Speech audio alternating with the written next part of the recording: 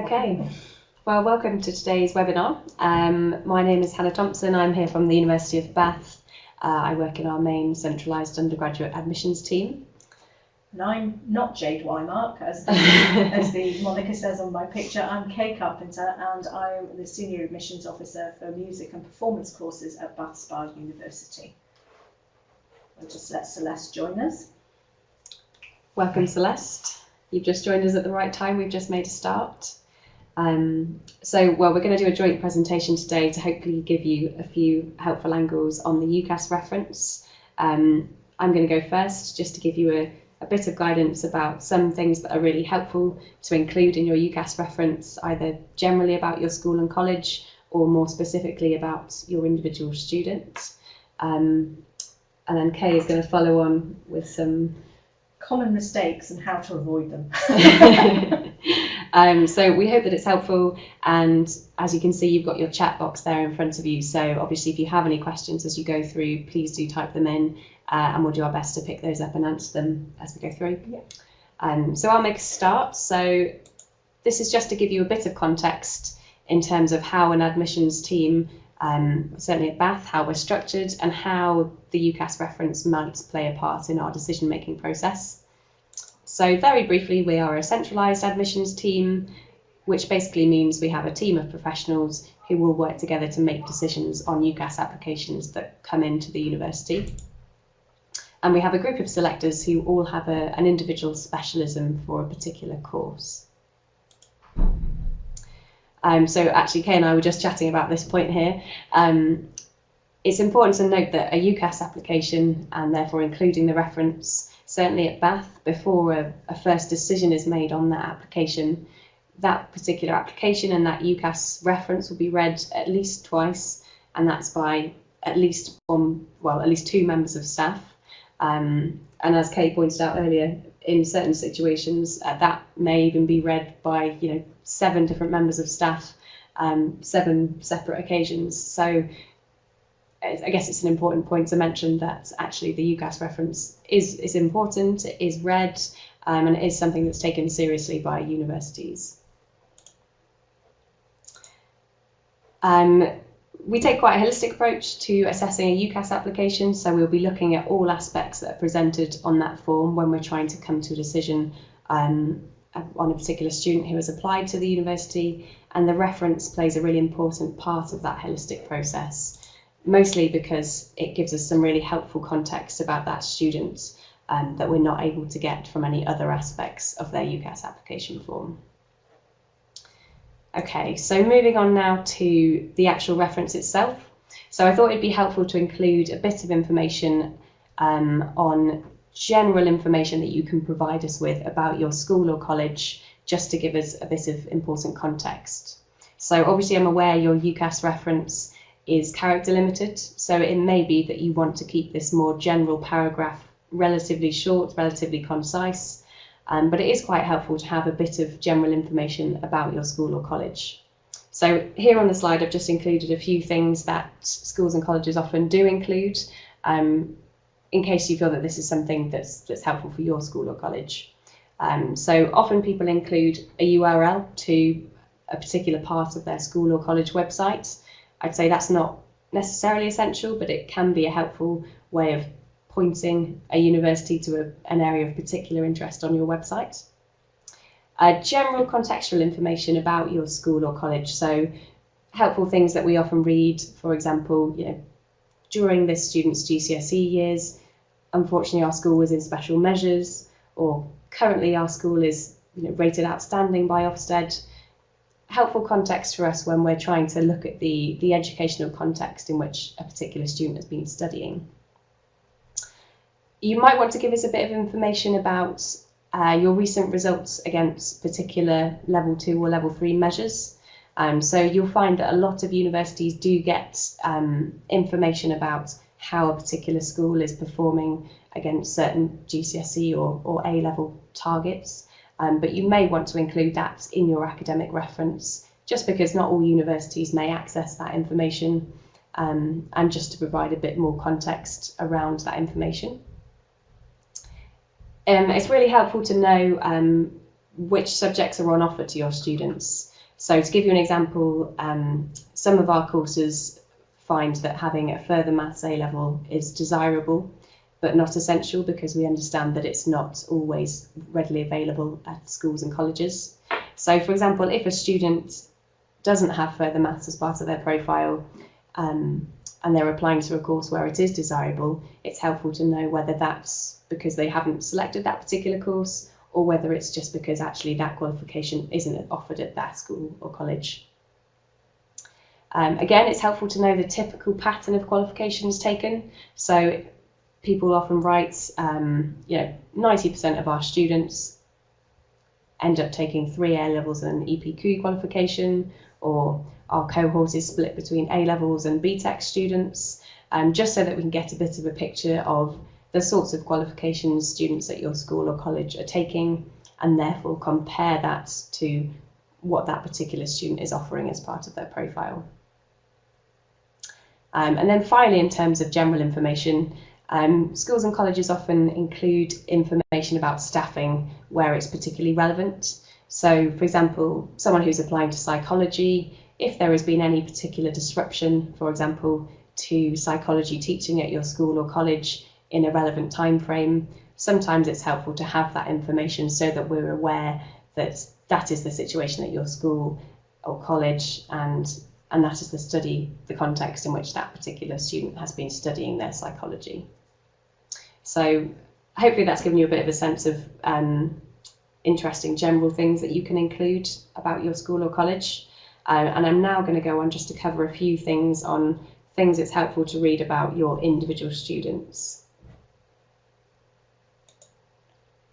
Okay, so first of all, academic things to cover in relation to a particular student. So it's helpful to know why exactly that student may have taken a particular type of qualification, why they may have chosen the particular mix of subjects that they have. And I mean, a common format, I'm sure Kate will probably agree here, a lot of academic referees tend to structure their reference subject by subject, so that they break it down. And generally that's quite a helpful structure to follow, because it means we've got a little bit of very direct information about each subject that student is taking. It's helpful to know how a particular student is performing against their peers. So for example, if you have a student who has, for example, achieved an A or an A star in their maths GCSE, it's really helpful to know, for example, if that student was one of the only 3 students in your school or college who achieved an A or an A star in that subject, just to give her a flavour, I guess, of how their performance is matched against their peers. Especially, I guess, in light of recent developments that mean that we don't always have AS level qualifications to look at for students who are doing A levels, it's really helpful to have a bit of a sense of how that particular student is doing in any recent tests or examinations, to get maybe a bit of a feel for the sort of level that they're at by the end of year 12, the start of year 13. That's really helpful for us to see. And again, with BTEC qualifications, how is that particular student done by the end of the first year of their course, so that we've got a bit of a sense of how they're progressing. Areas of significance. So again, Kay and I were having a chat about this earlier. It's helpful if there's anything that doesn't quite, for example, match up, it's helpful for you to comment on this. So for example, if you have a student who perhaps has a weaker set of GCSEs, either because there were some mitigating circumstances for them at that time, or really whether they just weren't as developed academically at that time, and they perhaps have a set of predictions which are very, very strong in comparison to their GCSE profile. Instead of just having that sat there on their UCAS application, it's really helpful for an academic reference to actually comment on that and say, for example, this student didn't apply themselves very well at GCSE, actually they're on a massive upwards trajectory. We're aware that their predictions are very high in relation to their GCSE profile, but actually those predictions are very reasonable, and they are predictions that we think they are very capable of reaching. Having that level of context really helps us look at their qualifications just with more information, and that helps us to make our decision. If they're completing any sort of project qualifications, it's helpful to know how they've progressed with that project qualification. So for example, an EPQ, how did they find the research? How have they found the independent work? It's helpful to comment on those extra things as well as just their core A-levels or BTEC qualifications. And it's helpful to have just a general sense of their aptitude for study at a higher level. So are they someone that you think is going to really cope with and enjoy the demands of a degree course? Okay, I will carry on. Please do chip in with any questions. Okay, please do chip in if you have anything else to add. And generally it's getting a sense of their academic skills and qualities. So what are their strengths? What are the areas that they're still working on? What are their strengths as a learner? Obviously you're someone who's teaching them right now, but if they were to come and join our university, we're interested to know what they would be like to teach, and that's giving us some really helpful information. Okay, so moving on now to information about your students, not just academically, but what are the other helpful things that you can include more generally about your individual students? So I'd say notable aspects of education or residential history.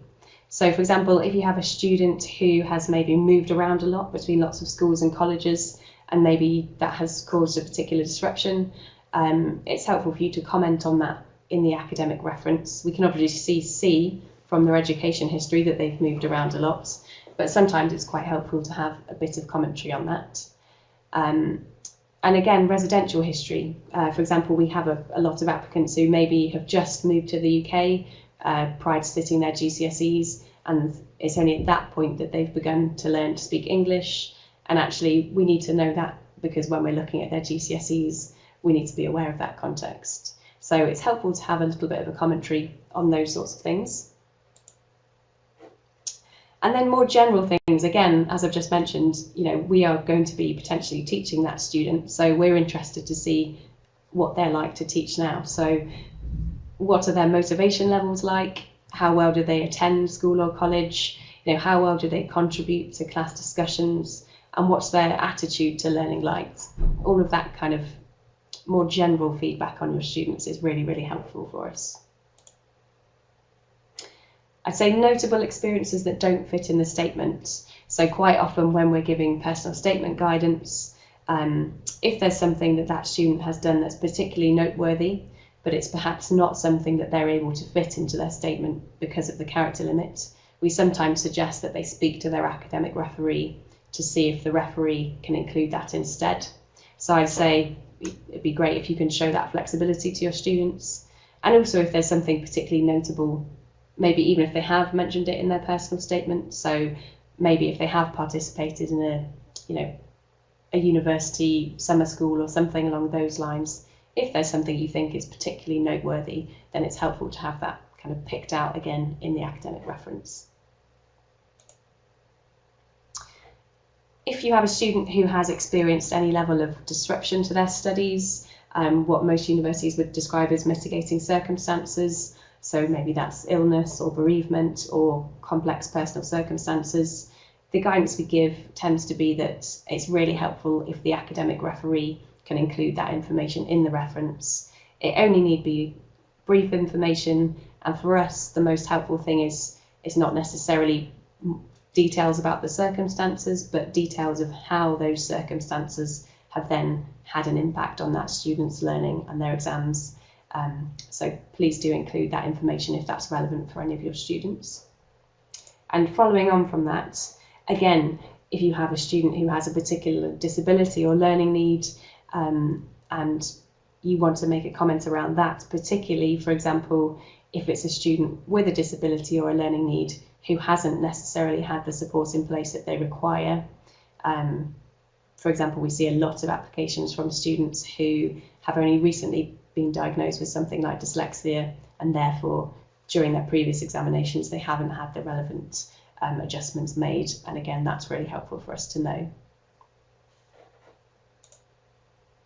If you have got a good sense of where that particular student is hoping to go with their degree, their career goals, they may include that in their personal statement, but it may also be helpful for you to give us a sense of where that particular student is going and what they're aiming for. And I guess, generally, you're someone who's giving us really helpful information about that particular student, so it's helpful to have a sense of, would you recommend that student? What sort of a student are they going to be when they're here at university? So your recommendation and your comments on that is really helpful. Okay, so I think that's everything that I'm going to be talking to you about now. So I hope that's been helpful, but I will now hand over to Kay to run through her section. Okay, thanks. I wanted to focus on some of the things that we see pretty much every day in admissions departments, and the common mistakes that lots of people make when writing academic references. All of these, the names have been changed to protect the innocent, so then you won't know who the students are or the colleges that these references came from, but I can guarantee that every one of them has been past my desk in the last 12 months, so that gives you an indication of how common these cases are and how easy it is for you to find a reference that has this sort of information in and the problems that it causes for us. So I'll just kick off with common mistakes, obviously how to avoid them, and obviously just things to bear in mind. So before you actually send off that reference, before you actually press that button and say I'm all done, just have a think about how this looks in the overall picture in relation to the whole application and not just your part of it. So as Hannah's already said, the things to already include are details of your subjects that you offer, but obviously more importantly for some courses that I deal with, particularly things like performing arts or more vocational subjects, is the subjects that aren't offered. Very often these subjects aren't offered in colleges or in sixth forms, and the student has absolutely zero opportunity to study them to the higher level. This means that most of what they're going to be putting on their personal statement will be things that they have done outside of their education. That's fine, we can take all of that into account, but we still need you to provide some sort of evidence of how good a student that is and how well they are as a learner. So although maybe they're applying for a course that doesn't strictly relate to the course you're teaching them for, your information is still really valid and really important for us to have. Again, an honest opinion about the student's progress in their subject, details about anything which has affected the student's attainment and their suitability for the course, all of which Hannah has already covered, so I won't go into that one all over again. We've already done that bit. The important thing to do, I would say, is always check the qualifications on an applicant's application form, particularly when they're applying with level 3 combinations.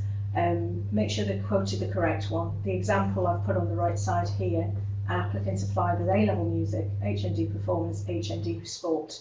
They were 17 years of age, they've had 1 year in college.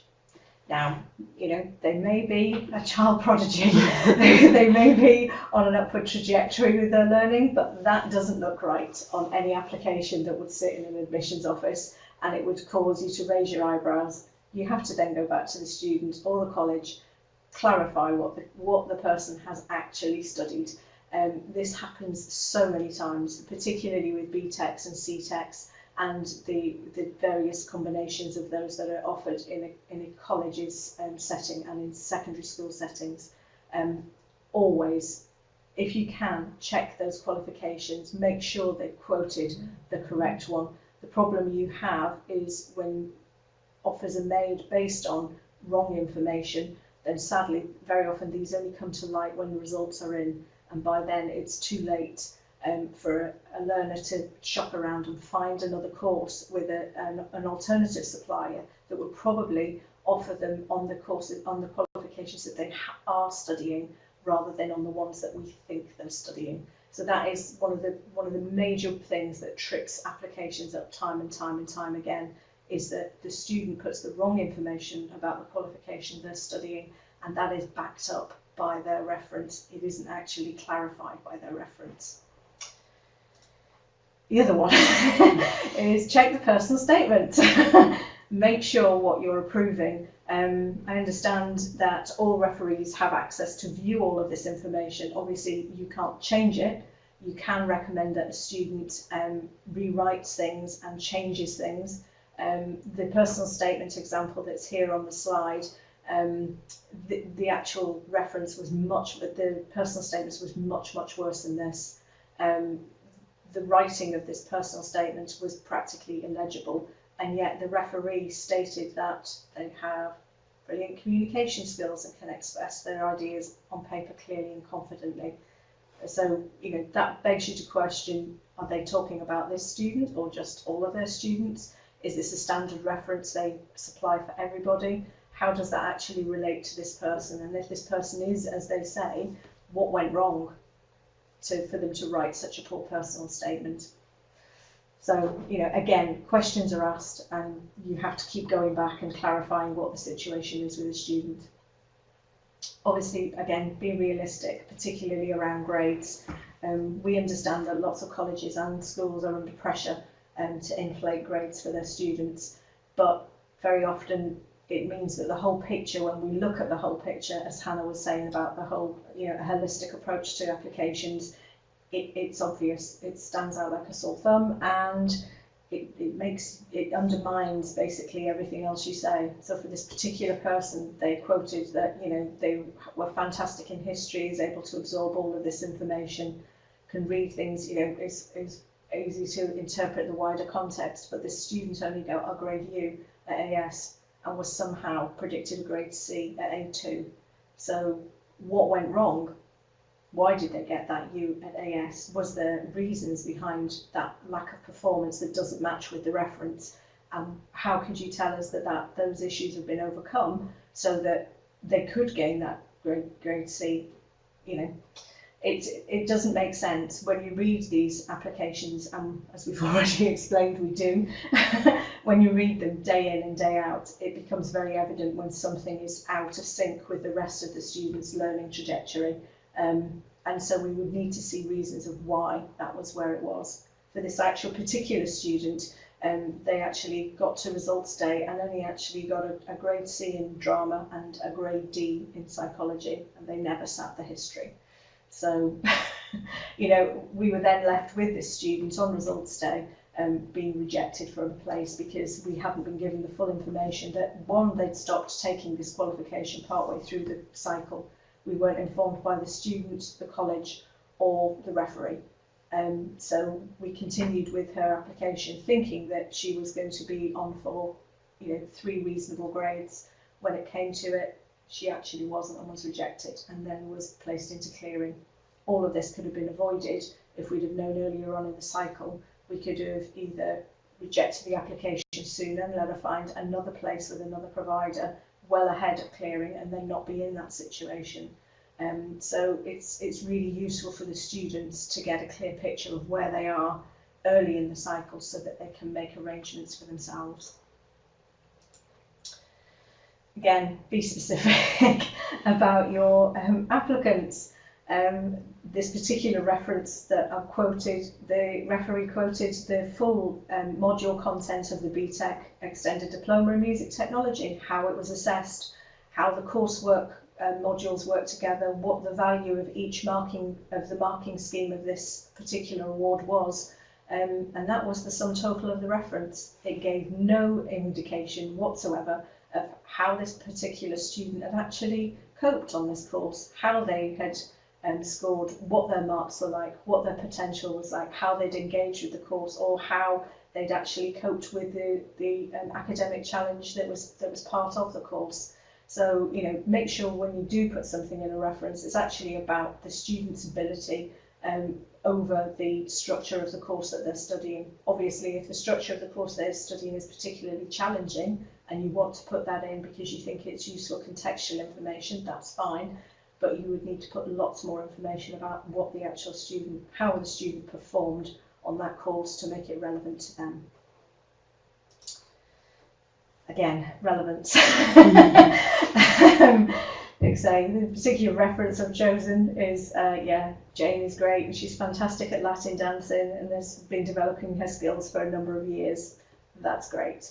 At Bath Spa we offer a contemporary dance course, so it's of no use to us whatsoever to know that information. Although it shows that she's got obviously a continued and a very extensive interest in dance.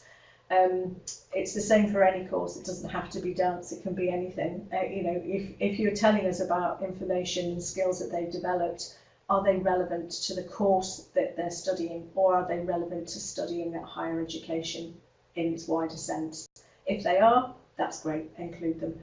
If they're not, then they're nice to tell us about them, but you're really only using up a word count. It's not going to be able to add any value to the reference that we're reading or give us any wider information about what we would need to have to be able to make a decision for this student. And obviously avoid copy and paste. We say it all the time, and I know all schools and all colleges use it because, you know, we've all had reports for our children that refer to other people who are not your children. And we understand that when you're pressed to do lots and lots of references, it's very tempting. But as you can see on this particular example, Charlotte was the student they were talking about, but actually partway through the reference she becomes Molly. And unfortunately, because most colleges submit their applications back to their students pretty much at the same time once they've written the references, it tends to be that the students will all submit their applications at about the same time, which means they tend to come through UCAS at about the same time. And if they're all applying for a similar course or with the same provider, they'll all arrive on the same admissions officer's desk at about the same time. So I can, you know, I can sit there and think some days, oh, Bath College have put their applications in this weekend, or Royal High have put their applications in this weekend, because they will all arrive on my desk at roughly the same time. And then as a result of that, you will see applications which are written by the same tutor, and then you see the same reference written again and again and again. Now, if obviously there will be certain common elements between students in a cohort, and certain comments that you would want to make for for students again and again, but when it's an identical reference, when the words have been cut and pasted together badly, and when, you know, it's very obvious that the students' names haven't even been changed from reference to reference, then it does effectively mean that that reference is completely invalid for us. So there's nothing that we can do with that. And it's very embarrassing for the tutors and the colleges when we have to go back to them and say, could you please rewrite us a different reference because we can't use the one you supplied. So again, the factors affecting performance are always quite useful. Students will often not disclose circumstances because they're worried that if they say they have a learning need, or they say they have a medical condition, or they say they have a disability, that will mean they won't get a place on a course. That is absolutely not the case. I've never met anybody who works in admissions who would ever use that information as to the detriment of the student. So they should always be encouraged, where possible, if there are circumstances that we need to be aware of, that they tell us. Very often we find out there are circumstances when the results come in and they're not as they expected them to be. But then we're expected to make decisions based on circumstances we've had no knowledge of for the past year in the space of a few hours. So it's always really useful if there are those sorts of circumstances that really would affect a student's performance or really would impact on a student's learning, that we know about them in plenty of time so that we can give them the due amount of consideration that they would need. Like I say, all of these things don't necessarily, you know, cause a problem eventually for the student with regard to gaining a place at a university, but it does cause a lot of delay. It causes problems, and it does mean that the student is left waiting, and that's always a very unpleasant situation for them to be in. Yeah, and we say keep a professional distance. As you can see on the reference we've highlighted, Jane is a delight to know. She's lovely. She has integrity and good character and lights up the room. It's nice to know, but you'd be surprised how many people write references of that nature every year for their students. It tells us absolutely nothing about the person who's trying to study with us, and actually calls into question the relationship they have with the person who's writing that reference. So, you know, obviously you may be asked to produce references for people who you do know quite well, who may be family members, but as long as you can only comment on, you know, how you've taught them, which is the important thing, and their academic ability, then that's what we need you to stick to. But I'm sure nobody who's on this webinar would ever do any of those things. And like I say, just summing up, like I say, these mistakes will rarely mean that an application is rejected. What generally happens is that the application is delayed. We have to go back either to the student or to the college or to, back to various people to try and get to the basis of where we are with this application, and it just means the applicant is left dangling while we're waiting to make those decisions. If that's at the beginning of the cycle, once we've got the application at the beginning, then that's, it's unfortunate, but we can get around that. When that is on results day, that's a really unpleasant situation for a student to be in, and to be left waiting perhaps 2, 3 or 4 or more days before they know whether they're coming to university is a position that none of us want a student to be in. So all of this could very often be mitigated by having that clear information at the beginning, and that would mean that students aren't placed in that horrible position at the end of October, at the end of August when the results are in. So that's me covering things not to do. So Celeste and Rob, if you're still awake, feel free to type away if you've got any questions.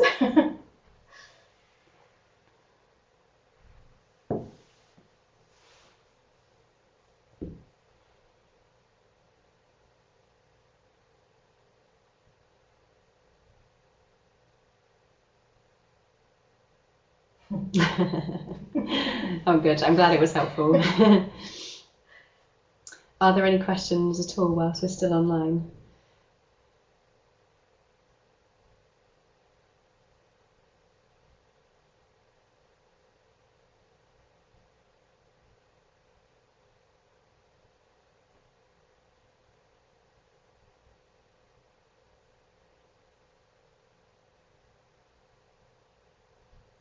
Excellent. Thank you. Oh, well, thank you for joining us. Yeah, thank you ever so much. We've been able to help you. Yes, thanks very much.